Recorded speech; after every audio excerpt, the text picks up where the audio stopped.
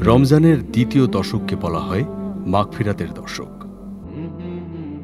পবিত্র রমজানে প্রতিটি ইবাদতের প্রতিদান বহুগুণে বেড়ে যায়।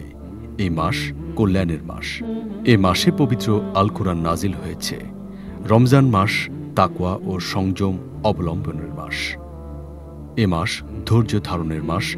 এ মাসই মানব জীবনকে সব পাপ পঙ্কিলতা থেকে মুক্তি দেওয়ার জন্য আগমন করে। রমজান মাসের দ্বিতীয় 10 দিন অর্থাৎ মাগফিরাতের দশকে প্রতিটি মুমিনের আশা আল্লাহ পাক যেন তাকে ক্ষমা করে দেন। মাগফিরাতের দশকে আল্লাহর কাছে প্রত্যেক মুমিনের বেশি বেশি তওবা ও ক্ষমা প্রার্থনা করা উচিত, কারণ তওবা সফলতার চাবিকাঠি। পবিত্র কুরআনে মহান আল্লাহ বলেন, হে মুমিনগণ, তোমরা সবাই তওবা করো যাতে তোমরা সফলকাম হতে পারো। সূরা আন-নূর আয়াত 31। অন্য আয়াতে ক্ষমা প্রার্থনার নির্দেশ দিয়ে আল্লাহ বলেন, তোমরা ক্ষমা প্রার্থনা করো আল্লাহর কাছে, আল্লাহ ক্ষমাশীল পরম দয়ালু। সূরা মুজাম্মিল আয়াত 20। মাগফিরাতের এই 10 দিন করণীয় হবে আল্লাহর ক্ষমা সংক্রান্ত নামগুলো জেনে মুখস্থ করা এবং নামের বৈশিষ্ট্য জেনে আত্মস্থ করার চেষ্টা করা।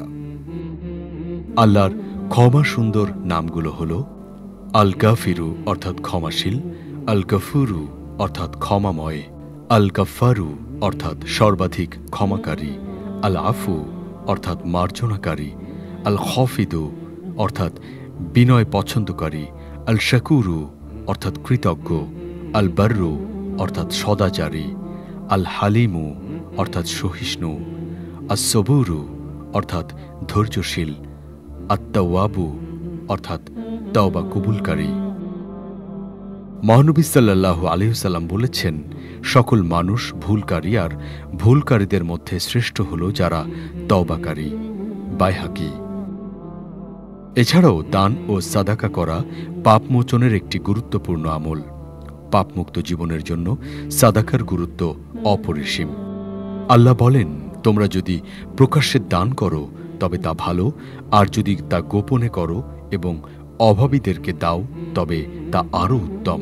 এর মাধ্যমে আল্লাহ তোমাদের মন্দগুলো মোচন করে দেবেন। তোমরা যা করো আল্লাহ তা অবগত আছেন। সূরা বাকারা আয়াত 271।